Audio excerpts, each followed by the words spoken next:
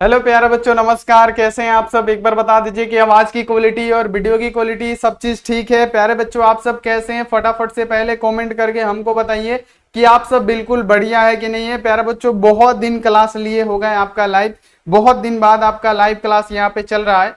तो एक बार आप लोग बता दीजिए कि आप सब बिल्कुल बढ़िया है, स्वस्थ हैं, मस्त हैं। आप लोग कैसे हैं? एक बार फटाफट से कमेंट करके बताइए। और साथ में ये भी बताइए कि आवाज की क्वालिटी में और वीडियो की क्वालिटी में कोई भी अगर त्रुटि हो, कोई भी प्रॉब्लम हो, तो वो भी आप लोग फटाफट से बता दीजिए। चलिए जल्दी से जल्दी लाइव आइए और वीडियो को तुरंत शेयर कीजिए। और प्यारे बच्चों बताइए कि सब चीज ठीक है। आप सब कैसे हैं बाबू? फटाफट से बता दीजिए। चलिए राजलक्ष्मी, सभी बच्चे एकदम लाइव आइए और एक बार बता दीजिए कि आप सब बिल्कुल बढ़िया है, स्वस्थ हैं, मस्त हैं। एक बार बता दीजिए सभी बच्चे। चलिए सिजुका हेलो सर जी, सिमरन खातून हाय। चलिए फटाफट से आरिफ हुसैन, आशीष कुशवाहा, हिमांशु, बहुत बढ़िया। एक बार फटाफट से वीडियो को शेयर कीजिए और बताइए कि आप सब ठीक है। बिल्कुल अंकज कुमार बहुत बढ़िया, रिजवाना, प्रभास, सोनू कुशवाहा बहुत बढ़िया। प्यारे बच्चों, आपको पता है कि क्लास क्यों नहीं हो रहा था? आप सबको बता के गए थे कि क्लास क्यों नहीं हो रहा था, लेकिन आज दोपहर 2 बजे से क्लास आपका बाबू रेगुलर हो गया है। आपने किया भी होगा 2 बजे वाला क्लास, जिसमें केमिस्ट्री का हम सब्जेक्टिव क्वेश्चन करा रहे थे। और आज हम लोग क्या करने वाले हैं, जो चैप्टर 5 है, ध्यान रखिएगा बाबू। यहाँ पे आज क्या होने वाला है, सबको पता है कि आज जो केमिस्ट्री का जो चैप्टर 5 है ना, आपको याद रखना है कि इसका पूरा यहाँ आप देखिए मोस्ट इंपोर्टेंट ऑब्जेक्टिव जितना भी है ना, उसको हम लोग क्लियर करने वाले हैं। और ये वही क्वेश्चन है जो आपकी परीक्षाओं में, आपके एग्जामों में पूछा जाता है। तो आपको एक एक क्वेश्चन को याद रखना है और आपको हम याद कराने का ट्रिक भी बताएंगे और ऐसे बताएंगे कि आपको रटना नहीं पड़ेगा। ठीक है, तो आप लोग फटाफट से क्या कीजिए, चैनल पे पहली बार आए हैं, फटाफट से चैनल को सब्सक्राइब करके बेल आइकन को प्रेस करके ऑल पे, और लाइक नहीं किए हैं बाबू फटाफट से लाइक भी कर दीजिएगा। इतना काम कर दीजिए। व्हाट्सएप ग्रुप ज्वाइन नहीं हुए हैं तो नंबर नोट कीजिए मेरा 9135742024। ठीक है, 9135722024। आप इस पे क्या कीजिए बाबू, फटाफट से ज्वाइन कर लीजिए। और प्यारे बच्चों फटाफट एक बार बता दीजिए, अभी से पूछ रहे हैं सभी बच्चे कैसे हैं, बिल्कुल बढ़िया है कि नहीं है। और उम्मीद करते हैं कि आप सही होंगे और आगे जो क्लास होगा ना आपका कभी नहीं रुकेगा, इतना वादा करते हैं। हम तो बार बार करते हैं, लेकिन थोड़ा सा टेक्निकल इशू आ जाता है तो हमको रुकना पड़ता है। तो आप लोग बताइए कि सब चीज ठीक है। महादेव की दीवानी, चलिए सोनम भारती वेलकम, साहिल अरे मेरा भी वेलकम करो बाबू। मोनू मिस यू सर जी, चलिए बहुत बढ़िया। पूजा कुमारी, शरीफ बालक मुखिया जी, सभी बच्चे ठीक है। अम्मू ओके सर जी। चलिए तो प्यारे बच्चों क्लास को शुरू करते हैं। एक एक ऑब्जेक्टिव क्वेश्चन याद रखिएगा। उससे पहले अगर आप लोग टॉपर बैच ज्वाइन नहीं हुए हैं तो 499 में टॉपर बैच ज्वाइन हो जाइए। इसमें क्या मिलेगा, ऑल सब्जेक्ट का सब्जेक्टिव प्लस यहाँ पे क्या मिलेगा, ऑब्जेक्टिव मिलेगा। ज्वाइन होने के लिए एक नंबर नोट कर लीजिए, यहाँ पे नंबर लिख देते हैं 6299248935। ठीक है, आप इस पे संपर्क करके फटाफट से क्या कीजिए, ज्वाइन कर लीजिए। तो चलिए सभी बच्चे एक बार यस बोलिए, मुस्कुराइए, ताकि हम क्लास को शुरू कर दे। और सबसे पहले बात बता रहे हैं कि बाबू यहाँ देखिए, हम आपका टेस्ट लेने वाले हैं कल। ठीक है, कल ही हम आपका टेस्ट लेने वाले हैं। ठीक है, आपका चैप्टर वाइज भी चलेगा टेस्ट। हमने फिजिक्स को बोला था कि संडे को टेस्ट होगा, लेकिन टेक्निकल इशू के कारण आपका टेस्ट नहीं हुआ था। तो कल यहाँ पे टेस्ट होने वाला है फिजिक्स का 1 से लेके चैप्टर 4 तक का पूरा ऑनलाइन टेस्ट होने वाला है इसी पे, और आपको देना है। और आप लोग कल जरूर आइएगा ऑनलाइन टेस्ट देने। ठीक है, और सुबह में भी क्लास होगा, कल दोपहर में भी होगा और शाम में भी होगा। और जितना भी हम लोग का छूटा हुआ है एक्स्ट्रा क्लास करके हम लोग उसको क्या करेंगे, मेंटेन कर लेंगे। चलिए सभी बच्चे एक बार बोलिए। अंकज, इंसा सिद्दीकी बहुत बढ़िया, आस्क बोर्ड यस बाबू बहुत बढ़िया, अवनी, साहिल भारद्वाज बहुत बढ़िया। चलिए पहले नंबर क्वेश्चन का आंसर दीजिए कि कोलाइडी विलयन में कोलाइडी कणों का आकार कैसा होता है। कोलाइडी विलयन हम आपको बाबू बहुत अच्छी तरीके से पढ़ा चुके हैं। ठीक है, अब कोलाइडी विलयन में कोलाइडी कणों का आकार एक तो होता है बाबू किस में, मीटर में होता है, और दूसरा क्या होता है, सेंटीमीटर में होता है। ये आपको 100% ध्यान रखना है। इसी में आप लोग घबरा के प्यारे बच्चों गलती कर देंगे। सबसे पहला आंसर देखते हैं किस बच्चे का आ रहा है कि कोलाइडी विलयन में कोलाइडी कणों का जो आकार होगा, आकृति होता है, स्ट्रक्चर होता है, कितना होता है। चलिए 10 की पावर -7 से 10 की पावर 9 -9। ठीक है, चलिए सभी बच्चे मीटर में देखिए, यहाँ पे क्या किस में लिखा है, ध्यान दीजिएगा, इस सारे में मीटर में लिखा है। ठीक है, तो यहाँ पे हमारा राइट आंसर क्या हो जाएगा, कोलाइडी विलयन में कोलाइडी कणों का जो आकार होता है वो प्यारे बच्चों कितना होता है, 10 की पावर -7 से 10 की पावर -9 मीटर। ठीक है, अब यहाँ पे एक क्वेश्चन बताइए, सभी बच्चे एक क्वेश्चन बताइए कि कोलाइडी कणों का जो आकार होता है, ये तो मीटर में हो गया, अब ये सेंटीमीटर में कितना होता है एक बार फटाफट से बता दीजिए। तो अब ये सेंटीमीटर में पूछेगा, जो कि हम आपको पढ़ाए थे जब थ्योरी करा रहे थे तो उसमें बताए भी थे। तो फटाफट से बताइए कि सेंटीमीटर में कितना होता है। अगर ये मीटर छोड़ के मिटा के यहाँ पे सेंटीमीटर लिख दे तो कितना होगा, चलिए सेंटीमीटर में कितना होता है अरबाज अंसारी, सेंटीमीटर में कितना होता है जल्दी जल्दी, -3 से लेके -6 अमो। चलिए और बच्चे, नहीं बाबू यहाँ पे याद रखना है सभी बच्चे को, सेंटीमीटर में पूछे तो 10 की पावर -4 से लेके 10 की पावर -7 तक होता है, ठीक है। किस में, तो ये सेंटीमीटर में होता है कोलाइडी कणों का आकार। अगर सेंटीमीटर में पूछे तो 10 की पावर -4 से 10 की पावर -7, कहीं कहीं दिया रहेगा 10 की पावर -5 से 10 की पावर कितना -7, तो ये सारा सही है, ठीक है। तो यहाँ पे आपको लिख देना है क्या, अगर पूछेगा ये किस में, तो अगर आपको सेंटीमीटर में पूछे तब, अगर मीटर में पूछे तो मीटर में आपको जवाब देना है 10 की पावर -7 से 10 की पावर -9 मीटर के बीच होता है। सेंटीमीटर कितना होगा आपको याद रखना है कि 10 की पावर -4 या 10 की पावर -5 से लेके 10 की पावर -7 सेंटीमीटर, ठीक है। क्लियर हो गया, एक बार बताइए। तो इसमें घबराएंगे नहीं ना आप, अगर मीटर में पूछ दिया तो मीटर में आंसर दीजिएगा, सेंटीमीटर में पूछ दे तो सेंटीमीटर में। चलिए अगला क्वेश्चन, ये दूध क्या है, दूध जो होता है प्यारे बच्चों, पहला तो ये पायस का उदाहरण होता है। और पायस क्या होता है यानी इमल्सन क्या होता है, तो किसी द्रव में किसी द्रव का परिक्षेपण, यानी जो प्रक्षेपित प्रवस्था भी द्रव हो और प्रक्षेपण माध्यम भी द्रव हो तो उसे हम लोग क्या कहते हैं, पायस कहते हैं। यानी किसी द्रव में किसी द्रव का परिक्षेपण क्या कहलाएगा, हमारा पायस कहलाता है। दूध हमारा क्या है, पायस का ही उदाहरण है, ठीक है। तो ये आपको याद रखना है। अब यहाँ पे वो क्वेश्चन नहीं है, क्वेश्चन है कि दूध क्या होता है, जल में प्रक्षेपित वसा होता है। कि अगर पूछा जाए कि वसा में प्रक्षेपित जल, वसा में कैसे जल होगा, वसा में जल हो ही नहीं सकता है। तेल में प्रक्षेपित वसा नहीं होगा प्यारे बच्चों, तेल में प्रक्षेपित जल नहीं होगा, क्या होगा, जल में प्रक्षेपित वसा हो जाएगा। तो यहाँ पे जितने भी बच्चे ए ऑप्शन दिखा रहे हैं ना, बिल्कुल सही कर रहे हैं, ए वाला ऑप्शन ही हमारा सही हो जाएगा। चलिए बहुत बढ़िया, सबका आंसर आ रहा है, वेरी गुड, सभी बच्चे आंसर सही दे रहे हैं। अब देखिए, किसी गैस के ठोस सतह पर अधिशोषण की मात्रा निर्भर करती है। प्यारे बच्चों, अधिशोषण हम आपको पढ़ा चुके हैं ना, अधिशोषण, अवशोषण ये हम आपको पढ़ा चुके हैं। शोषण भी हम आपको दिन में बताए थे कि अधिशोषण क्या होता है। अधिशोषण वो प्रक्रिया होती है जिसमें द्रव और गैस के कण किसी ठोस सतह पे क्या होते हैं, चिपक जाते हैं। अधिशोषण कैसी प्रक्रिया होती है, तो यहाँ पे आपको याद रखना है कि अधिशोषण एक ऐसी प्रक्रिया है जिसमें क्या होता है प्यारे बच्चों, ये जो ठोस है ना, ठोस के कण क्या होते हैं, मतलब ये जो ठोस है इस पे क्या होंगे, द्रव और गैस के कण आके ऊपर चिपक जाएंगे, ठीक है। तो इसे क्या कहेंगे हम लोग, अधिशोषण कहेंगे। अगर ये ठोस और द्रव के कण इसके अंदर चले जाए तो उसे अवशोषण कहेंगे, ठीक है। और यहाँ पे इतना आपको क्लियर रखना है। अब बताइए कि किसी गैस के ठोस सतह पर अधिशोषण की मात्राएं जो है किन किन बातों पे निर्भर करेंगी, जो कि PYQ है, एग्जाम में पूछा जाता है। पहला है कि गैस का ताप बढ़ाएंगे प्यारे बच्चों, क्या होगा, अधिशोषण का मान घटेगा कि बढ़ेगा, घट जाएगा। पता है ना कि अधिशोषण, ताप बढ़ाने पे अधिशोषण का मान घट जाता है, क्लियर रखना है। अब देखिए गैस के दाब पे, हाँ बाबू, दाब बढ़ाने पे अधिशोषण बढ़ता है, किसका, तो भौतिक अधिशोषण का। तो प्यारे बच्चों दाब पे भी निर्भर करेगा। दूसरा देखिए कि गैस की प्रवृत्ति पे भी निर्भर करेगा, ये भी सही है। यानी कहने का मतलब क्या है, इनमें से सभी पर, यानी डी ऑप्शन हमारा क्या होगा, 100% सही हो जाएगा। इसको आप लोग याद रखिएगा, एग्जाम के लिए बहुत इंपॉर्टेंट है। अब देखिए अगला क्वेश्चन के निम्नलिखित में से कौन सी धातु प्रकृति में मुक्त अवस्था में पाई जाती है। बाबू हम आपको पढ़ाए थे ना कि मुक्त अवस्था क्या है, संयुक्त अवस्था क्या है, बहुत अच्छी तरीके से बताए थे कि मुक्त अवस्था क्या है, संयुक्त अवस्था क्या है।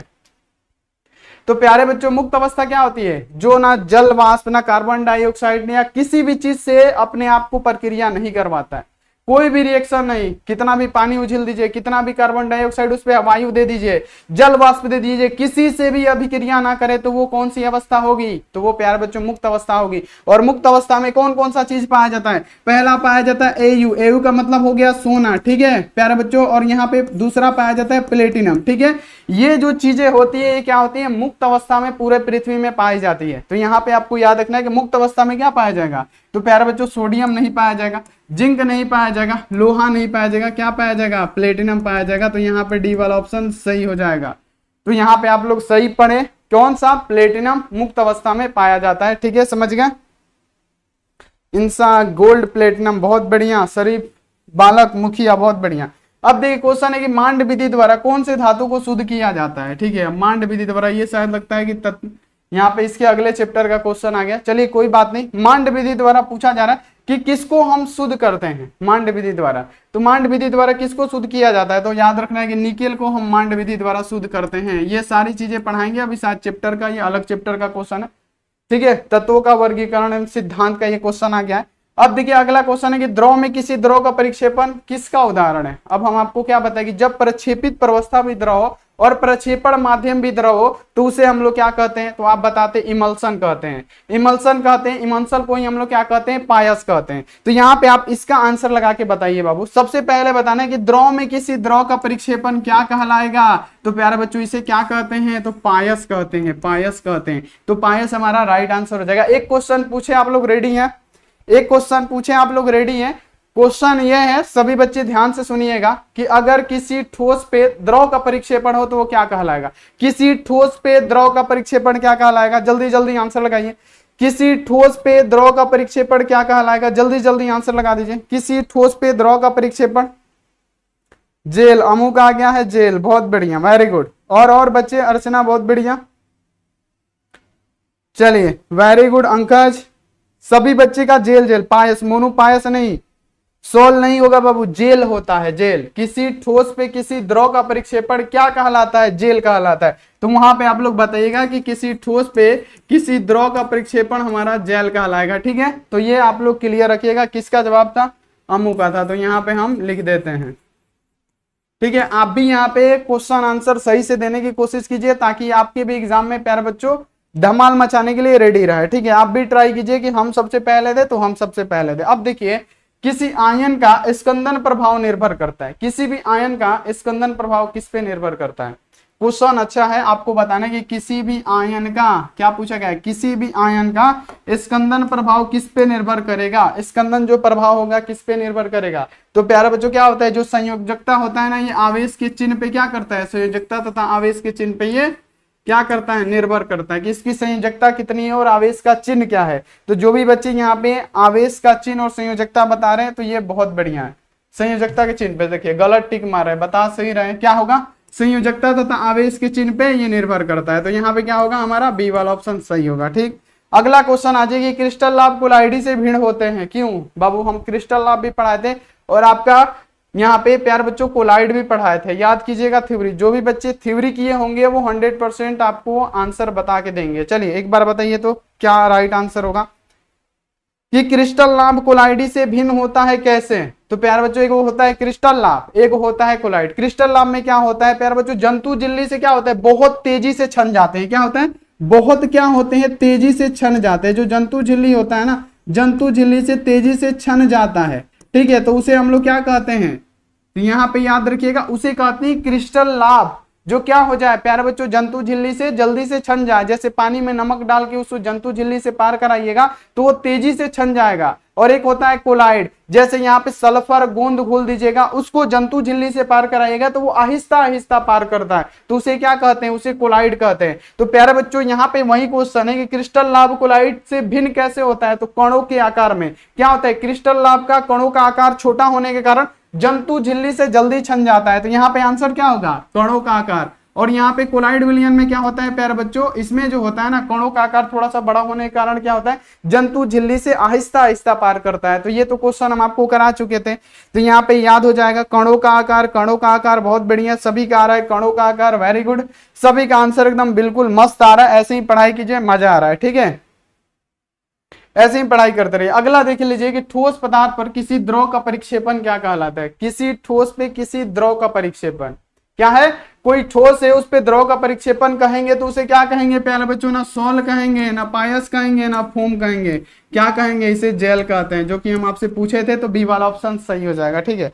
अगला क्वेश्चन की दूध एक उदाहरण है। दूध क्या होता है प्यारे बच्चों, क्या हो जाएगा दूध, दूध किसका उदाहरण। ये PYQ है जो आपकी एग्जामों में पूछा गया है, प्रीवियस ईयर क्वेश्चन है और ये इंपोर्टेंट क्वेश्चन है, ध्यान में रखिएगा। देखिए क्वेश्चन है कि दूध एक उदाहरण होता है किसका, तो दूध एक पायस का उदाहरण होता है, इमल्सन का उदाहरण होता है। तो यहाँ पे आप लोग क्या आंसर लगाएगा कि दूध एक पायस का उदाहरण है, यानी यह एक इमल्सन का उदाहरण है। क्या हो जाएगा हमारा बी ऑप्शन राइट।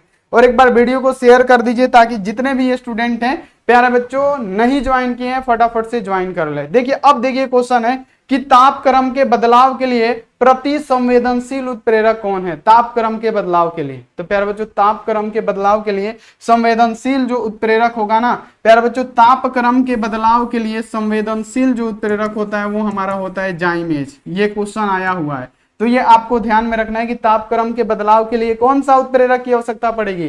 तो जाइमेज की पड़ेगी, ये आपको याद रखना है। चलिए अगला कि पृष्ठ पर किसी आणविक स्पीसीज की केंद्रीकरण की घटना को हम लोग क्या कहते हैं? तो जितना भी पृष्ठ पे होता है ना, सतह से जुड़ी जितनी भी अभिक्रियाएं होती है, जैसे ये बोर्ड है, बोर्ड पे क्या हो गया, धूल कण आके जमा हो गया, तो ये कौन सी अभिक्रिया होगी? यानी किसी ठोस पे क्या हो रहा है, द्रव और गैस के कण, किसी ठोस पे क्या हो रहा है बाबू, किसी ठोस पे द्रव और गैस के कण आके चिपक जा रहे हैं, यानी इसके पृष्ठ पे ही कोई भी परिघटना हो रही है। तो प्यारे बच्चों पृष्ठीय परिघटना किस पे होती है? तो ये आप लोग को पता है कि ये अधिशोषण में होता है, एडजॉर्प्शन में होता है। तो यहाँ पे आप लोग आंसर क्या मिलाइएगा, अवशोषण नहीं, अवशोषण में क्या होगा, ठोस और द्रव के कण क्या होंगे प्यारे बच्चों, यानी गैस और द्रव के कण जो होंगे ना ठोस के अंदर चले जाते हैं, तो उसे अवशोषण कहते हैं, यानी अवशोषित करना। एडजॉर्प्शन यानी अधिशोषण क्या होता है, द्रव और गैस के कण ठोस के सतह पे चिपक जाते हैं, तो उसे अधिशोषण कहते हैं। तो क्वेश्चन वही है कि पृष्ठ पर किसी आणविक स्पीसीज की केंद्रीकरण की घटना क्या कहलाती है? तो आपको याद रखना है कि ये कहलाती है अधिशोषण। तो क्या आंसर लगाइएगा, बी वाला ऑप्शन सही। अगर क्वेश्चन एग्जाम में पूछ देगा कि अधिशोषण और अवशोषण में अंतर लिखे, तो आप लिख देंगे कि नहीं, पहले ये बता दीजिए, क्योंकि हम आपको बहुत अच्छी तरीके से बता चुके हैं। चलिए वसीम अकरम, आस्क बोर्ड, यस बाबू, सीटू, चलिए गुड़िया कुमारी, बहुत बढ़िया, वेरी गुड। चलिए नवीन कुशवाहा, वेरी गुड। चलिए फटाफट से एक बार शेयर भी कर दीजिए। अब देखिए कोलाइडी, यहाँ देखिए घोलों का शुद्धिकरण किसके द्वारा किया जाता है? मान लीजिए कि कोई भी कोलाइड घोल है, उसका शुद्धिकरण करना है, तो किसके द्वारा करेंगे आप? पहला ऑप्शन यहाँ पे क्या है, छानकर। तो छानकर बाबू कोलाइडी घोलों का शुद्धिकरण कभी नहीं होगा, तो पहला ऑप्शन क्या हो जाएगा, हमारा हो जाएगा गलत। यहाँ देखिए दूसरा क्या है, केंद्र परासरण के द्वारा नहीं होगा। यहाँ देखिए ओसोमोसिस के द्वारा, तो ओसोमोसिस के द्वारा भी हमारा नहीं होगा, किसके द्वारा होगा, डायलिसिस के द्वारा होगा। तो ये सब इंपोर्टेंट क्वेश्चन है जो एग्जामों में आते हैं कि कोलाइडी घोलों का शुद्धिकरण किसके द्वारा किया जाता है? तो आंसर क्या होना चाहिए, कोलाइडी घोलों का शुद्धिकरण डायलिसिस के द्वारा होता है। तो सी वाला ऑप्शन सही, सी डायलिसिस। इंसा सिद्दीकी बहुत बढ़िया। अब देखिए रासायनिक अधिशोषण अभिक्रियाएं होती है, ये क्वेश्चन पूछा गया है, कई बार हम आपको बता चुके हैं। चलिए जल्दी जल्दी बता दीजिए कि रासायनिक अधिशोषण अभिक्रियाएं होती है, फटाफट से। रासायनिक अधिशोषण अभिक्रियाएं होती है, डॉली मिश्रा बहुत बढ़िया, सीटू, सन्नी, विवेक, सलमान पठान, चलिए जल्दी जल्दी, अर्चना, वीरू, छोटू, मनीष, राधे राधे, राधिका, चलिए सनी कुमार, छोटू ईरान, बहुत बढ़िया। यहाँ पे देखिए क्वेश्चन पढ़िए कि रासायनिक अधिशोषण अभिक्रियाएं, तो हम क्या बताए हैं कि रासायनिक अधिशोषण अभिक्रियाएं होती है, ये अनुत्क्रमणीय होती है। और अनुत्क्रमणीय क्या होता है, जिसको पुनः प्रतिस्थापित नहीं किया जा सकता है। क्या, जिसको पुनः नहीं बनाया जा सकता है। जैसे दूध को आप दही में बदल दिए, तो फिर दही को आप दूध में नहीं बदल सकते हैं, तो ये कौन सी अभिक्रिया होगी, अनुत्क्रमणीय प्रकृति होगी। जैसे सजीव में वृद्धि हो गया, जैसे आप छोटे थे, पहले प्यारे बच्चे छोटे थे, आप छोटे थे और हंसते थे, है ना, आज क्या हो गए, बड़े हो गए, और बड़े होके क्या कर रहे हैं, रो रहे हैं, ठीक है, वो भी कैसे, तो यहाँ पे आपको पता है क्यों रो रहे हैं, ठीक है। तो ये प्यारे बच्चों क्या है, आप छोटे थे तो बड़े हो गए, फिर बड़े से छोटे चाहिएगा तो हो जाइएगा, नहीं हो पाएगा, कभी नहीं हो पाएगा। तो ये जो प्रक्रियाएं होती है जिसको पुनः हम प्रतिस्थापित नहीं कर सकते, इसी को बोलते हैं क्या, अनुत्क्रमणीय। तो यानी कहने का मतलब क्या, आपको याद रखने की जो रासायनिक अधिशोषण अभिक्रियाएं होती है वो क्या होती है, अनुत्क्रमणीय होती है, इर्रिवर्सेबल हो जाएगा क्या, यानी इसको फिर रिवर्स में नहीं कर सकते हैं, इर्रिवर्सेबल, यानी इसको रिवर्स में हम नहीं कर सकते हैं। जबकि भौतिक अधिशोषण अभिक्रियाएं होती है वो रिवर्सेबल होती है, यानी पुनः उसको कर सकते हैं। जैसे पानी को बर्फ बना दिया, फिर बर्फ को हम पानी में बदल सकते हैं। मोमबत्ती को जला दिए, फिर मोमबत्ती को हम क्या, फिर मोमबत्ती में बदल सकते हैं। तो ये रिवर्सेबल होता है। तो ये हमारा क्या हो जाएगा, भौतिक अधिशोषण में होगा। जबकि रासायनिक अधिशोषण में क्या होता है, इर्रिवर्सेबल होता है, यानी अनुत्क्रमणीय होता है, जिसको हम रिवर्स नहीं कर सकते हैं। ठीक है, क्लियर हो गया। चलिए बहुत बढ़िया, एग्जाम है 21 से, हो जाएगा बाबू तैयारी। अब देखिए आरोपित वैद्युत क्षेत्र में कोलाइडी कणों का गति क्या कहलाता है, ये बताइए कि आरोपित वैद्युत क्षेत्र में कोलाइडी कणों की गति क्या कहलाएगी। आरोपित वैद्युत क्षेत्र में कोलाइडी कणों की जो गति है ना, ये प्यारे बच्चों वैद्युत कण संचलन कहलाती है। क्वेश्चन आया हुआ है, याद रखिएगा। वैद्युत कण संचलन कहलाती है। क्लियर रखिएगा आप लोग। अगर पूछेगा कि आरोपित वैद्युत क्षेत्र में कोलाइडी कणों की गति क्या कहलाती है, तो याद रखना है कि वैद्युत कण संचलन। अब देखिए क्वेश्चन है कि यदि प्रक्षेपित प्रवस्था क्या हो, द्रव हो, और प्रक्षेपण माध्यम क्या हो प्यारे बच्चों, ठोस हो। अब इसे हम लोग क्या कहेंगे। अब यहाँ पे आप लोग इसका जवाब दे दीजिए, देखते हैं किस किस बच्चे का राइट आंसर आ रहा है। चले किस किस बच्चे का राइट आंसर आ रहा है, किस किस बच्चे का। अमू जेल, बहुत बढ़िया।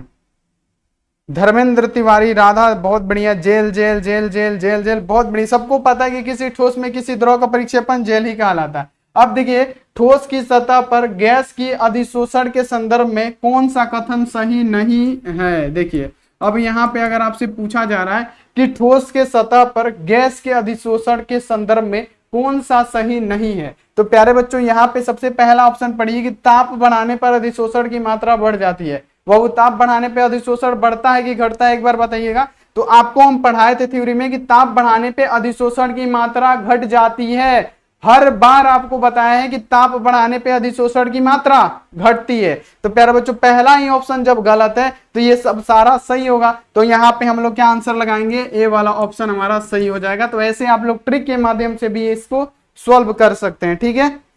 चलिए डोली, यस, बहुत बढ़िया। घटता है घटता है घटता है, बहुत बढ़िया।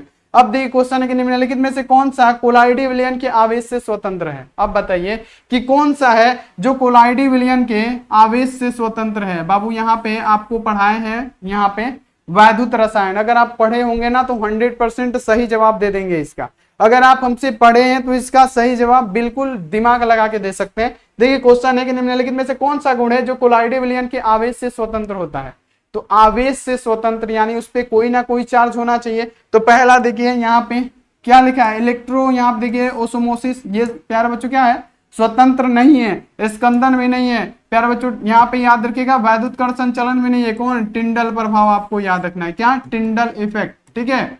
टिंडल इफेक्ट हमारा राइट आंसर हो जाएगा, ठीक है।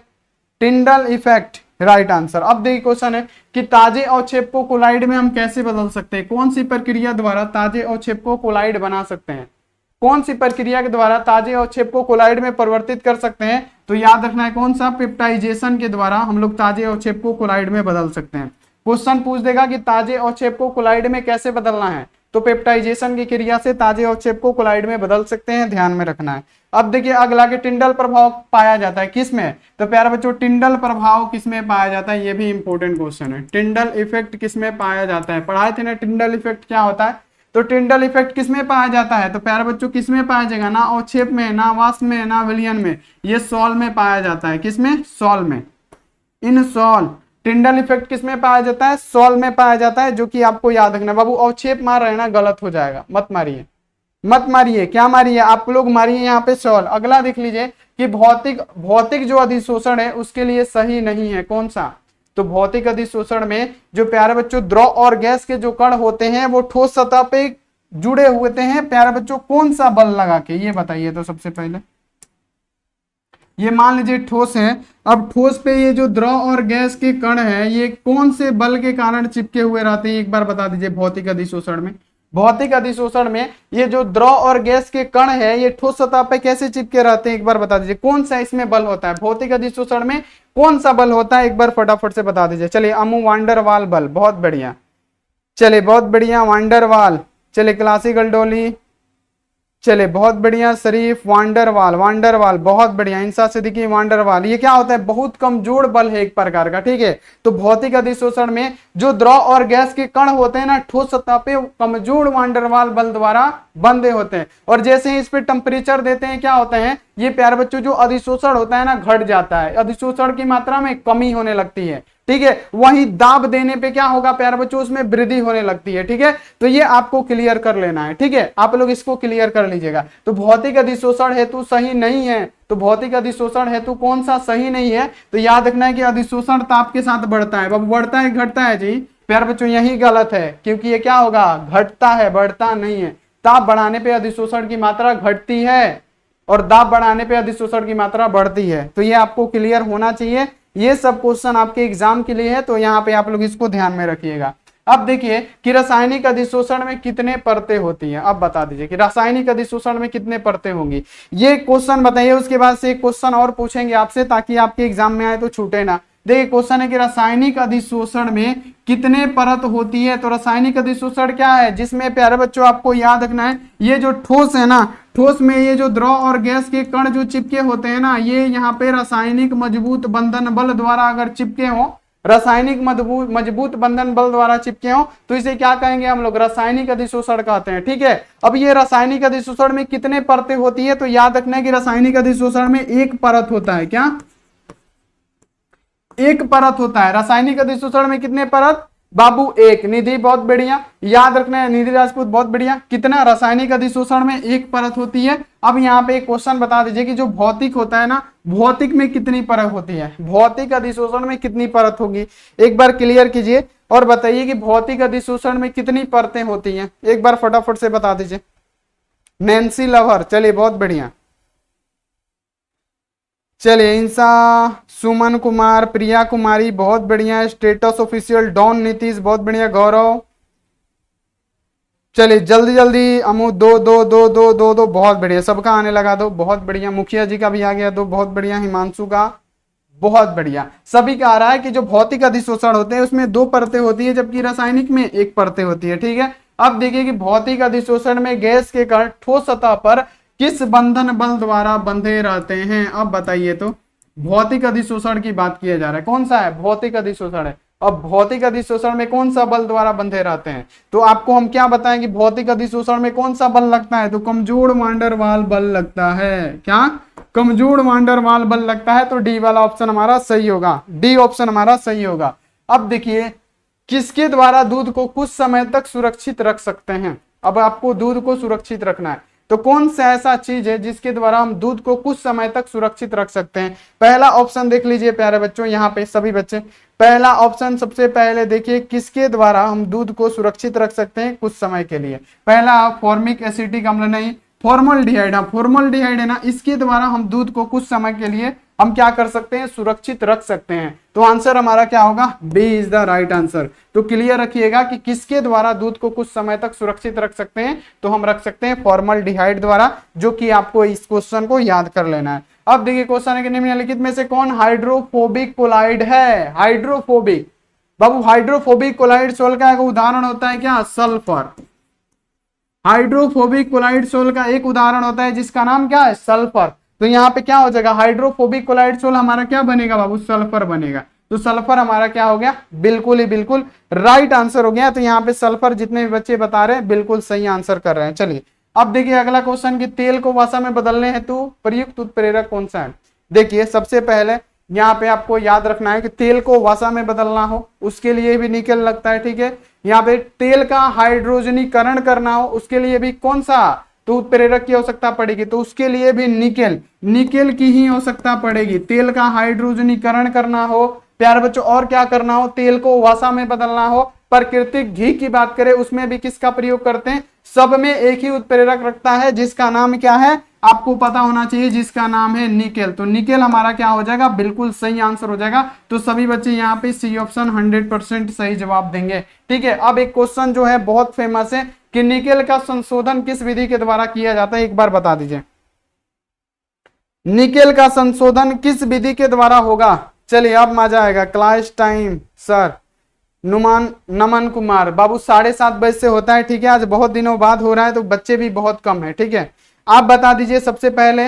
वेरी गुड, अरबाज, प्रिंस रंगबाज बहुत बढ़िया, शरीफ बालक, राधा बहुत बढ़िया, मांड, क्लासिकल डॉली बहुत बढ़िया, उत्पलावन, शरीफ नहीं नहीं नहीं नहीं बाबू, मांड, सोनम भारती जिद्दी गर्ल बहुत बढ़िया, मांड विधि द्वारा, वेरी गुड, सबका आना चाहिए मांड विधि। मोनू, फेन उत्पलावन, अरे चेला का है फेन उत्पलावन, फेन उत्पलावन नहीं होगा। ठीक है, याद रखना है कि जितने भी सल्फाइड अयस्क होते हैं ना, सल्फाइड अयस्क, उनको फेन उत्पलावन विधि से शुद्ध किया जाता है, लेकिन जो निकेल है, निकेल को मांड विधि द्वारा शुद्ध किया जाता है। अब देखिए कुहरा निम्नलिखित में से किस प्रकार का, यहाँ पे आपसे पूछा जाएगा, कोलाइडी सिस्टम का उदाहरण है। जो कुहरा होता है, कुहासा आपने देखा होगा है ना, एक दो बार आपको बता भी दिए कि ठंडी के दिनों में जब आप क्लास करने जाते हैं तो कैसे जाते हैं, सज सवर के, और कोचिंग पहुंचते पहुंचते क्या हो जाता है, आपके आंखों पे, नाकों पे, जितना भी होता है सब पे क्या होता है, कुहासा लग जाता है। ठीक है, तो उसी को क्या बोलते हैं, कुहासा। ये तो आपको पता चल गया। अब बताइए कि कुहासा निम्नलिखित में से किस प्रकार का कोलाइडी सिस्टम का उदाहरण है।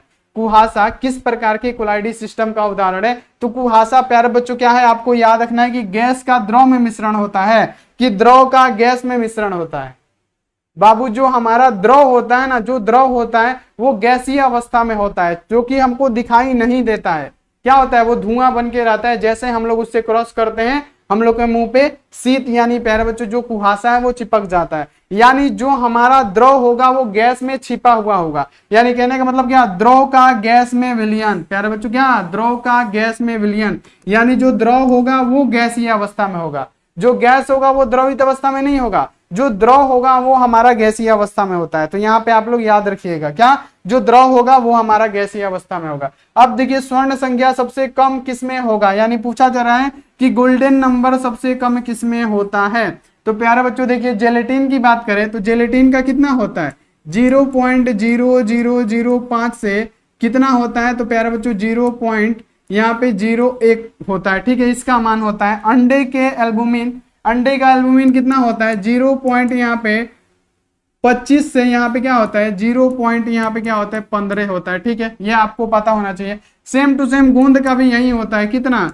0. यहाँ पे 25 से कितना होगा, याद रखिएगा 0.15 होता है। ठीक है, ये भी आपको याद रखना है। स्टार्च की बात करें प्यारे बच्चों, स्टार्च में कितना होता है, 20 से कितना होता है, 25 गो होता है गोल्डन नंबर। अब अगर आपसे एग्जाम में इसमें पूछा जाए कि गोल्डन नंबर सबसे कम किसमें है, तो गोल्डन नंबर सबसे कम किसमें है, क्योंकि 0.005 से लेके 0.001 यानी सबसे कम किसका आ रहा है, तो आप बताएंगे कि जेलेटिन का आ रहा है। किसका बाबू, जेलेटिन का। तो याद रखिएगा किसका आ रहा है, जेलेटिन का आ रहा है। तो जेलेटिन हमारा क्या हो जाएगा, राइट आंसर हो जाएगा। ठीक है, जेलेटिन का। अगर आपसे पूछ दिया जाए कि स्वर्ण संख्या सबसे ज्यादा किसमें होता है, ये बताइए, स्वर्ण संख्या सबसे ज्यादा किसमें होगा, एक बार बताइए तो। Nidhi Rajput, Prashant, Soni Kumari, ask board favourite, classic, Radha, बहुत बढ़िया, अंजलि, रिजवाना, बहुत बढ़िया, सोनू, छोटू, रोशन, जल्दी बताइए। स्टार्च में चलिए सौरव कुमार, स्टार्च का पता चल रहा है ये 20 से 25 होते हैं। ठीक है, तो सबसे ज्यादा पूछे तो स्टार्च में, सबसे कम पूछे तो जेलेटिन में। ठीक है, आपको सिर्फ यहाँ पे परसेंटेज के हिसाब से निकाल के दिखा दिए हैं। चलिए अगला क्वेश्चन है कि कोलाइडी कणों में कोलाइडो का व्यास कितना होता है, ये बताइए। कोलाइडी कणों में कोलाइडी का व्यास कितना होता है, एक क्वेश्चन ये बताइए। उसके बाद से मौखिक एक क्वेश्चन पूछेंगे और देखते हैं किस बच्चे का जवाब सही आ रहा है, तब मजा आएगा एकदम बिल्कुल बढ़िया से। देखिए क्वेश्चन आपके सामने है कि कोलाइड में कोलाइडी कणों का जो व्यास होता है ना, 1 से लेकर कितना होता है, 1000 तक होता है। कितना, 1 से लेके 1000 को जीदो, 11 जीदो बन गया जी, 1 से लेकर 1000 होता है एनएम तक।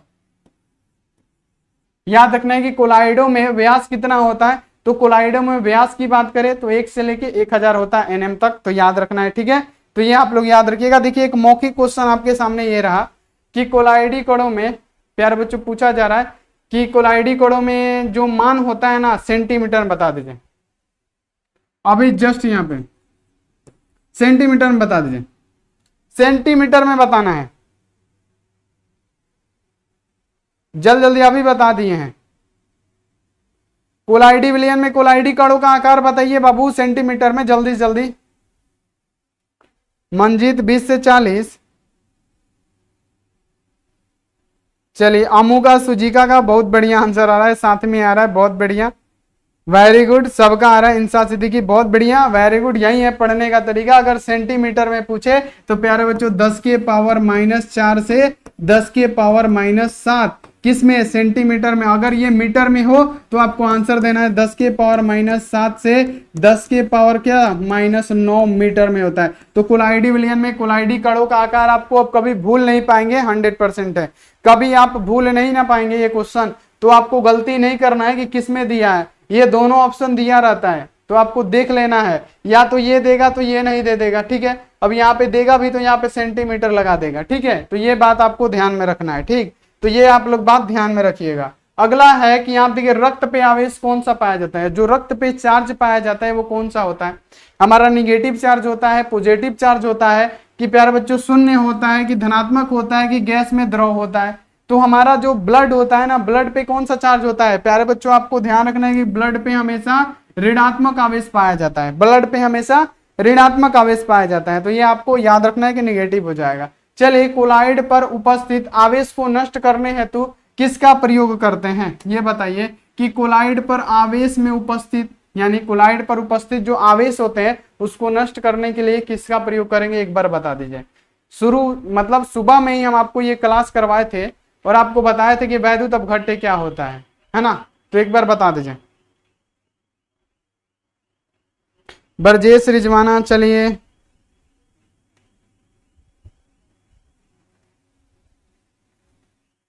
सूरज 2.0 सर गर्ल धोखा दे दी है सर, तो हम क्या करें जी, हम भी आपके साथ रोए हैं, बोलिए।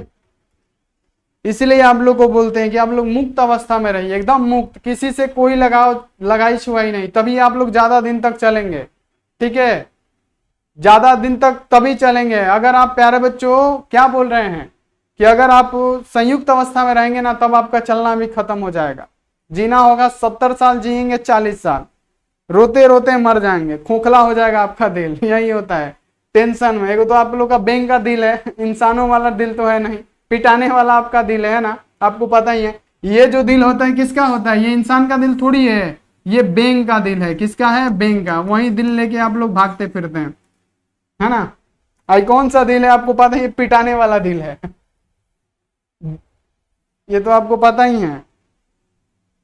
चलिए यहां देखिए क्वेश्चन है कि कोलाइड पर उपस्थित आवेश को नष्ट करने के लिए कौन सा आवश्यक है, तो प्यारे बच्चों इलेक्ट्रॉन आवश्यक है। जल में, जलीय विलयन में आवेश का प्रवाह किसके द्वारा होता है, जलीय विलयन में आवेश का प्रवाह, तो आप बोलेंगे प्यारे बच्चों क्या आयनों के द्वारा होगा, है ना, आयंस के द्वारा होगा। ये क्या है, कोलाइड। कोलाइड क्या है, वो घोल होता है। कोलाइड क्या होता है, घोल होता है, यानी जलीय विलयन होता है। तो इसमें इलेक्ट्रॉन का काम है नहीं प्यारे बच्चों, खाली धन आयन से होगा नहीं, यौगिक से होगा नहीं, वैद्युत अपघट्य। वैद्युत अपघट्य क्या होता है, तो प्यारे बच्चों वैसा जलीय विलयन जिससे विद्युत धारा का प्रवाह आसानी से हो जाए, वैसा जलीय विलयन जिससे विद्युत धारा का प्रवाह आसानी से हो जाए, उसे वैद्युत अपघट्य कहेंगे। और जब विद्युत धारा का प्रवाह होगा तभी तो ये आवेश को नष्ट करेगा, जब विद्युत धारा का प्रवाह होगा तभी आवेश को नष्ट करेगा। तो इतना आपको क्लियर हो गया होगा, ठीक है। अगला क्वेश्चन आ जाइए। अगला क्वेश्चन आपके सामने है कि द्रव स्नेही विलायक यहाँ पे अस्थायी होता है, क्यों।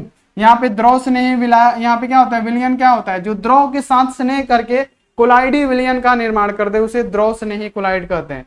जो द्रव के साथ स्नेह करके कोलाइडी विलयन का निर्माण कर दे उसे द्रव स्नेही कोलाइड कहते हैं। और द्रव स्नेही कोलाइड के लिए अस्थायित्व का कारण क्या होता है, कणों पर आवेश का कारण। कणों का बड़ा आकार नहीं हो जाएगा, कणों का छोटा आकार नहीं हो जाएगा। प्रक्षेपण माध्यम के परतों पे कणों का उपस्थित ना होना, ये भी गलत हो जाएगा। ऑप्शन हमारा क्या बनेगा बाबू, आपको याद रखना है कि ऑप्शन हमारा यही बनेगा, ध्यान में रखिएगा। पूछा जाएगा कि द्रव स्नेही विलयन में अस्थायी होने का कारण क्या है, कणों पर आवेश का कारण। जो कणों पे आवेश होता है वही कारण हो जाएगा। चलिए सिजु का बहुत बढ़िया बाबू, यहाँ देखिए कणों का बड़ा आकार नहीं होगा। अब देखिए निम्नलिखित में से कौन सा टिंडल प्रभाव नहीं दिखाएगा, तो टिंडल प्रभाव कौन नहीं दिखाता है, आपको पता है कि टिंडल इफेक्ट कौन नहीं दिखाता है, तो जो चीनी का घोल होगा, जो चीनी का घोल।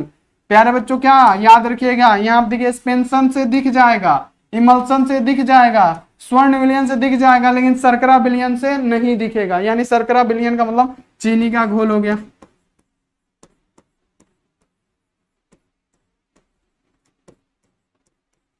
ये क्या चीनी का घोल, इससे क्या होगा हमारा टिंडल इफेक्ट नहीं दिखेगा। तो चीनी का घोल हमारा सी वाला ऑप्शन राइट आंसर।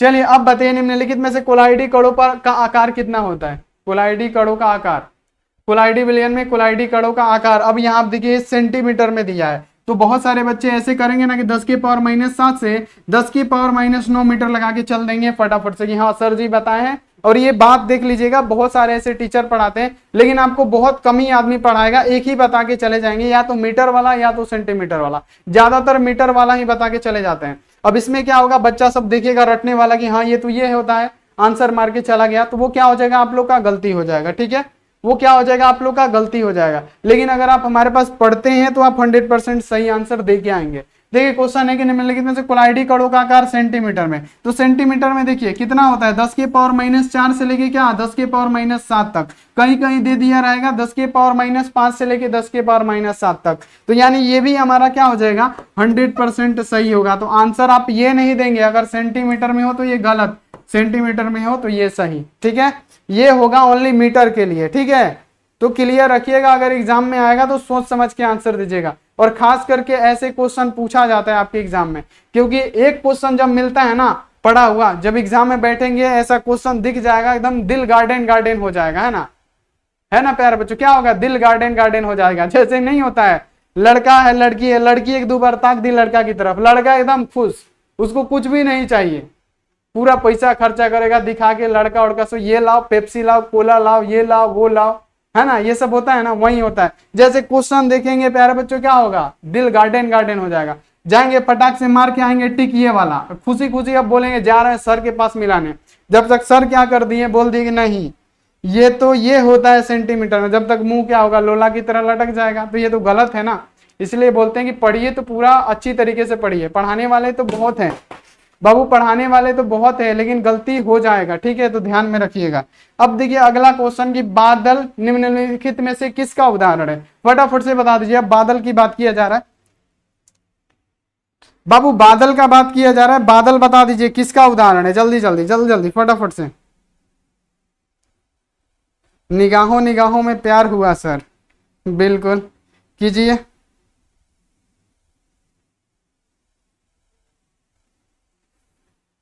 चलिए जल्दी जल्दी, बहुत बढ़िया।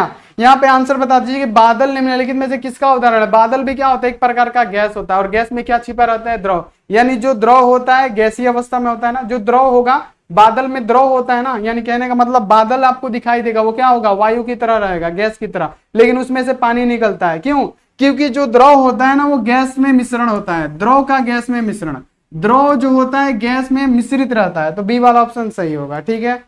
चलिए अगला क्वेश्चन आ जाइए कि उत्प्रेरक की क्रियाशीलता निर्भर करती है, यानी प्यारे बच्चों जो उत्प्रेरक है इसकी क्रियाशीलता किस पे निर्भर करेगी, द्रव्यमान पे ना करेगी, कणों के आकार पे करेगी। तो कणों का आकार हमारा क्या हो जाएगा, बिल्कुल सही आंसर हो जाएगा। तो यहाँ पे आंसर क्या लगाइएगा, सी वाला, ना विलयता पे ना कुछ पे, अगर करेगी तो किस पे करेगी, तो उत्प्रेरक की प्यारे बच्चों क्रियाशीलता किस पे निर्भर करेगी, कणों के आकार पर। एक क्वेश्चन पूछे बताइएगा, बहुत थोड़ा सा टफ है, अगर आपको पता होगा तभी बताएंगे, ठीक है। क्वेश्चन है कि उत्प्रेरक की व्याख्या सबसे पहले करने वाले वैज्ञानिक कौन है, एक बार बताइए तो। उत्प्रेरक की व्याख्या करने वाले वैज्ञानिक का नाम क्या है, रोहित शर्मा। चलिए बहुत बढ़िया सर जी, पानी पी लीजिए बहुत गर्मी है, Naveen Kushwaha thank you so much बाबू, पी लेंगे, कल से देखिएगा मजा आएगा। सलमान बहुत बढ़िया, राधे महादेव, अंकज, अंजलि बहुत बढ़िया। चलिए जल्दी जल्दी, चलिए बहुत बढ़िया। आस्तीन, ये आस्तीन कौन है जी, आस्तीन का सांप सुने थे, आस्तीन कौन आ गया। फिल्म सिनेमा और कॉमेडी, आपका नाम कैसे ले जी, नाम ले फिल्म सिनेमा और कॉमेडी, ये नाम होता है जी। अरस्तु, वाह अभी सही आ रहा है, अरस्तु। आइंस्टीन बहुत बढ़िया, आइंस्टीन बहुत बढ़िया। फैराडे, डॉली मिश्रा मुझे पता नहीं है, चलिए हम आपको बता देंगे, हम आपको बताएंगे ना, याद रखिएगा। चलिए रिजवाना बहुत बढ़िया। देखिए क्वेश्चन अगर आपसे पूछा जाए कि उत्प्रेरक की व्याख्या सबसे पहले किसने किया था, तो बर्जिलियस ने किया था, ठीक है, याद रखना है। चलिए आगे क्वेश्चन आएगा, बर्जिलियस याद रखिए।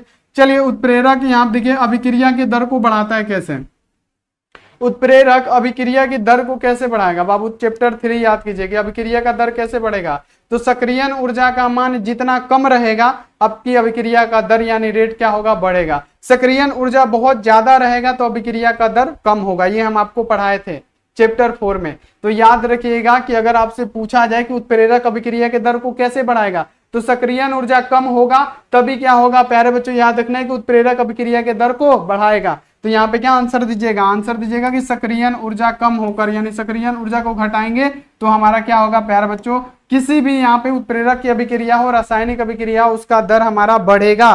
तो क्लियर हो गया बाबू, यहाँ पे याद रखिएगा क्या हो जाएगा, सी वाला ऑप्शन सही होगा, बाकी ये सारे क्वेश्चन गलत हो गए, ठीक। अगला क्वेश्चन देख लीजिए कि रासायनिक अधिशोषण की अधिशोषण उष्मा भौतिक अधिशोषण की अधिशोषण उष्मा की अपेक्षा क्या होती है। अब बताया जा रहा है कि जो भौतिक अधिशोषण की अधिशोषण उष्मा होगी और रासायनिक अधिशोषण की अधिशोषण उष्मा होगी, तो रासायनिक अधिशोषण का अधिशोषण उष्मा भौतिक अधिशोषण की अपेक्षा क्या होता है, तो वो तो प्रबल होता है ना। रासायनिक जो बंधन बल होते हैं वो मजबूत होते हैं कमजोर वांडरवाल बल से। तो अगर आपसे क्वेश्चन ये पूछा जाए कि रासायनिक अधिशोषण की जो अधिशोषण उष्मा है भौतिक अधिशोषण के अधिशोषण उष्मा की अपेक्षा क्या होता है, प्रबल होता है, यानी अधिक होता है, मजबूत होता है। तो यहाँ पे आप लोग क्या कीजिएगा, बी ऑप्शन लगाइएगा। चलिए सिजु का बहुत बढ़िया, B B B B is the right answer. अगला देख लीजिए कि अधिशोषण की प्रक्रिया होती है। अब बताइए कि जो अधिशोषण की प्रक्रिया होती है वो कैसी प्रक्रिया होती है। जितनी भी अधिशोषण की प्रक्रिया होती है सबसे पहले वो पृष्ठीय परिघटना कहलाती है। अधिशोषण की प्रक्रिया पृष्ठीय परिघटना कहलाती है। और प्यारे बच्चों आपको इतना याद रखना है कि अधिशोषण की जो प्रक्रिया होती है ना ये उष्माक्षेपी होती है, उष्मा को अपने अंदर अवशोषित नहीं करेगी। अधिशोषण की प्रक्रिया उष्माक्षेपी होती है, यानी ये जो बोर्ड है ना तो ये बोर्ड के ऊपर ही रह जाएगा, तो यही होता है, यानी उष्मा को अंदर नहीं लेता है, अंदर नहीं खींचता है। तो यहाँ पे जितनी भी अधिशोषण की प्रक्रियाएं होंगी उष्माक्षेपी प्रक्रिया होगा। तो यहाँ पे आप लोग याद रखिएगा उष्माक्षेपी क्या हो जाएगा, हमारा राइट आंसर हो जाएगा। ठीक है, क्लियर हो गया। अब देखिए अगला कि धन आवेशित सोल कौन सा है। धन आवेशित सोल की बात किया जाए, धन आवेशित सोल कौन सा होगा, तो जेलेटिन याद रखिएगा। जेलेटिन हमारा धन आवेशित सोल का एक उदाहरण है। जेलेटिन क्या है, जेलेटिन हमारा एक धन आवेशित सोल है, धन आवेशित सोल। अगला क्वेश्चन आ जाइए कि भौतिक अधिशोषण में लगभग कितना उष्मा उत्सर्जित होता है। भौतिक अधिशोषण में कुल कितना उष्मा का उत्सर्जन होता है। तो बाबू यहाँ पे याद रखना है कि भौतिक अधिशोषण में कितना 20 से 40, कितना 20 से 40 याद रखना है। यहाँ पे याद रखना है कि भौतिक अधिशोषण में लगभग उष्मा उत्सर्जित होता है कितना 20 से 40। तो भौतिक अधिशोषण के लिए क्या आंसर मारिएगा 20 से 40। वहीं रासायनिक अधिशोषण में कितना होता है, तो 40 से 60 के बीच में होता है। ये किसके लिए होता है, रासायनिक के लिए होता है। रासायनिक का अगर आपसे पूछा जाए तो रासायनिक में 40 से 60 होता है, जबकि भौतिक में 20 से 40 होता है। ये आपको ध्यान में रखना है। अब देखिए उत्प्रेरक की व्याख्या सबसे पहले करने वाले वैज्ञानिक, यही ना क्वेश्चन था कि उत्प्रेरक की व्याख्या सबसे पहले करने वाले वैज्ञानिक कौन थे। तो प्यारे बच्चों ये क्वेश्चन आया हुआ है बर्जीलियस। हम क्या बताएं, बर्जीलियस, बर्जीलियस किए थे। उत्प्रेरक की व्याख्या सबसे पहले किसने किया, बर्जीलियस, याद रहेगा। चलिए फटाफट से बता दीजिए किसने किया, बर्जीलियस ने किया। तो ये आपको 100% याद रखना है। अब देखिए कि अधिशोषण की प्रक्रियाएं होती हैं। तो जितना भी अधिशोषण क्या होता है ये हम आपको बता चुके हैं कि ये क्या है, अधिशोषण। ये जो है ठोस है। अब ठोस के सतह पे जो द्रव और गैस के कण होंगे ना ये कमजोर वांडरवाल बल के द्वारा चिपके रहते हैं। तो ये जो प्रक्रिया हो रही है क्या हो रही है, पृष्ठ के ऊपर ही हो रही है। यानी ये क्या कहलाएगी बाबू, आपको पता होना चाहिए। ये जो प्रक्रिया कहलाएगी हमारी क्या कहलाएगी, याद रखना है कि पृष्ठीय परिघटना कहलाएगी। तो यहाँ पे सभी बच्चे याद रखिएगा कि अधिशोषण की प्रक्रिया होती है क्या, तो पृष्ठीय परिघटना होती है। पृष्ठ के ऊपर ही होगा, पृष्ठ से अंदर नहीं जाएगा। अब बता दीजिए यहाँ पे आस्क बोर्ड लिखा है, ये क्या है, ये भी पृष्ठीय परिघटना है, पेंट किया हुआ है ना, ऊपर ही है ना। तो ये भी क्या होगा, अधिशोषण ही होगा। इतना आपको ध्यान में रखना है। अब देखिए अगला कि अधिशोषण में मुक्त ऊर्जा क्या कहलाती है। अगर अधिशोषण की क्रिया हो रही है और अधिशोषण की क्रिया में जो मुक्त ऊर्जा होगी उसे हम लोग क्या कहेंगे, तो अधिशोषण ऊर्जा कहेंगे। अधिशोषण में मुक्त ऊर्जाएं अधिशोषण ऊर्जा कहलाती है। तो प्यारे बच्चों यहाँ पे क्या हो जाएगा, हमारा हो जाएगा सी वाला ऑप्शन 100% राइट, जिसको आपको ध्यान में रख लेना है और याद कर लेना है। ठीक है, कल से बहुत बढ़िया से क्लास होगा, मोस्ट इंपोर्टेंट क्वेश्चन। अब देखिए पृष्ठ पर किसी आणविक स्पीशीज की केंद्रीकरण की घटना क्या कहलाती है। अब पृष्ठ पे हो रहा है तो पृष्ठ पे यानी सतह से, और सतह से जुड़ी जितनी भी अभिक्रियाएं होती है किसके अंतर्गत आता है, तो सतह से जुड़ी जितनी भी अभिक्रियाएं होती है वो अधिशोषण के अंतर्गत आता है। किसके, तो अधिशोषण यानी एडजॉर्प्शन के अंतर्गत आता है। तो यहाँ पे हमारा राइट आंसर क्या होगा, बी वाला ऑप्शन सही होगा। पृष्ठ से जुड़ी जितनी भी अभिक्रियाएं होंगी वो अधिशोषण की ही होंगी। ठीक है, एडजॉर्प्शन, बहुत बढ़िया। अब देखिए निम्नलिखित में से कौन सा हाइड्रोजन गैस को अवशोषित करता है। अवशोषित का मतलब क्या, अपने अंदर अवशोषित कर लेना। हाइड्रोजन गैस को कौन अवशोषित करेगा, क्वेश्चन पूछा गया है। तो जो आपको याद रखना है कि जो प्लेटिनम ब्लैक है ना ये क्या करता है, हाइड्रोजन गैस को अवशोषित करता है। हाइड्रोजन गैस की बात करें तो हाइड्रोजन गैस को अवशोषित कौन करता है, प्लेटिनम ब्लैक करता है। अब देखिए कि वनस्पति तेल से वनस्पति घी के निर्माण में कौन सा उत्प्रेरक का प्रयोग करते हैं। हमने आपको बता दिया ना कि वनस्पति घी हो उसके लिए, चाहे तेल का हाइड्रोजनीकरण करना हो, इसमें किसका प्रयोग किया जाता है? तो एक ही है उत्प्रेरक जिसका नाम क्या है? निकेल। एक ही उत्प्रेरक है जिसका नाम क्या है? निकेल। तेल का हाइड्रोजनीकरण करना हो, चाहे वनस्पति तेल से वनस्पति घी में बदलना हो, सब में किसका प्रयोग करना होता है? तो हम लोग का याद रखना है कि निकेल का। अब देखिए रासायनिक अधिशोषण अभिक्रियाएं होती है, कौन सा है? रासायनिक है। तो रासायनिक अधिशोषण अभिक्रियाएं क्या होती है? अनुत्क्रमणीय प्रकृति की होती है। यहाँ पे क्या हो जाएगा? इरिवर्सिबल हो जाएगा। इरिवर्सिबल यानी कहने का मतलब क्या? पुनः उसको प्रतिस्थापित हम नहीं कर सकते, यानी अनुत्क्रमणीय प्रकृति का हो जाएगा। ये भी आपको याद रखना है एग्जाम तक। चलिए अगला क्वेश्चन आ जाइए कि अपमार्जक को क्या कहा जाता है? अपमार्जक को क्या कहा जाता है? तो अपमार्जक को कहा जाता है पृष्ठ सक्रियण। याद रखना है अपमार्जक। अपमार्जक को क्या कहेंगे? पृष्ठ सक्रियण कहेंगे। पृष्ठ सक्रियण कारक भी बोलते हैं इसको। अपमार्जक को क्या बोलते हैं? पृष्ठ सक्रियण कारक। और यहाँ पे आपको इसको भी ध्यान में रखना है। अब देखिए तेलों के हाइड्रोजनीकरण में किस उत्प्रेरक का, हम आपको क्या बताएं, तेल का हाइड्रोजनीकरण करना हो या प्राकृतिक तेल से प्राकृतिक घी में परिवर्तित करना हो, सब में कौन सा उत्प्रेरक का उपयोग करना पड़ता है? तो आपको याद रखना है कि एक ही उत्प्रेरक है जिसका नाम क्या है? निकेल। निकेल एक उत्प्रेरक है जिसका नाम क्या है बाबू? निकेल। और निकेल हमारा क्या होगा? राइट आंसर हो जाएगा। कौन? मंजीत। निकेल निकेल निकेल, बहुत बढ़िया। अगला यहाँ पे आ जाइए। अगला तो क्वेश्चन ही नहीं है, इतना ही है। चलिए बहुत ही बढ़िया। अब कल यहाँ पे प्यारे बच्चों आप लोग जो आपका एग्जाम होने वाला है जून वाला, वो करेंगे कि आप लोग टेस्ट देना चाहेंगे कल। फटाफट से एक बार बताइए तो क्या करना चाहते हैं आप लोग टेस्ट देना चाहते हैं कि एग्जाम का, जो एग्जाम होने वाला है उसका तैयारी करना चाहते हैं? फटाफट से बता दीजिए। अंकित कुमार, निखिल कुमार, चलिए फटाफट से बता दीजिए। मिस्टर मोनू, चलिए शरीफ बालक, रोशन, दिलीप, सोनम, आनंद, अंकित, सलमान, अभी, अर्चना, एग्जाम की तैयारी, एग्जाम की तैयारी, सिजुका। चलिए टेस्ट भी हो जाएगा, एग्जाम भी क्या तैयारी भी कर लिया जाएगा। 21 से आप लोग का एग्जाम है ना? 21 को है एग्जाम, ठीक है। 21 को है तो आज तो 19 हो रहा है ना, कल 20, परसों 21। कल एग्जाम का ही तैयारी कर लेते हैं, ठीक है। कल एग्जाम का ही तैयारी करेंगे, सबसे बेस्ट रहेगा, ठीक है ना बाबू। तीनों टाइम एग्जाम का ही तैयारी कर लेते हैं, एग्जाम का तैयारी कर लेते हैं। उसके बाद से 21 के बाद से किया जाएगा। चलिए ओके ओके ओके, बहुत बढ़िया। चलिए प्यारे बच्चों, तो वीडियो को लाइक नहीं किए हैं तो फटाफट से क्या कीजिए, जल्दी जल्दी आप लोग लाइक कर दीजिए। और आज बहुत दिनों बाद क्लास लिए हैं, ठीक है, आपको पता ही है आज की बहुत दिनों बाद आपका क्लास हुआ है। और प्यारे बच्चों लाइक कर दीजिए, चैनल को फटाफट से सब्सक्राइब भी कर दीजिए। कल से बहुत अच्छी तरीके से आपकी तैयारी होगी, 100% है। और जितने भी बच्चे 499 वाला कोर्स नहीं लिए ले लीजिए, समय है अभी, ले लीजिए, बाद में पछताने से कुछ नहीं होगा। लेने के लिए नंबर नोट कीजिए 62 99 24 89 35। फटाफट से आप लोग संपर्क कीजिए और फटाफट से आप लोग कोर्स ये ले लीजिए, ठीक है। जल्दी जल्दी आप लोग ले लीजिए। और प्यारे बच्चों कमेंट करके बताइएगा कि क्लास आपको कैसा लगा। बाकी इसका थ्योरी करा चुके हैं, अगर आप नहीं किए हैं तो फटाफट से कर लीजिएगा, तो ये सारे क्वेश्चन आपको समझ में आ जाएंगे। तो चलिए मिलते हैं ऐसी अगली क्लास में। आप लोग सर जी इंग्लिश में एक बात बोले, आई लव यू टू बाबू, बहुत बढ़िया। राहुल, श्रुति, रानी, बहुत बढ़िया। निर्मल, सूरज, बहुत बढ़िया। पगली के पागला सर जी मेरा नाम ले लीजिए, ले लिए। तुम तो ऐसे ही पगलाया हुआ है बाबू, तो तुम्हारा हम नाम काहे ले? तुम तो खुद पगली के प्यार में पागल हो।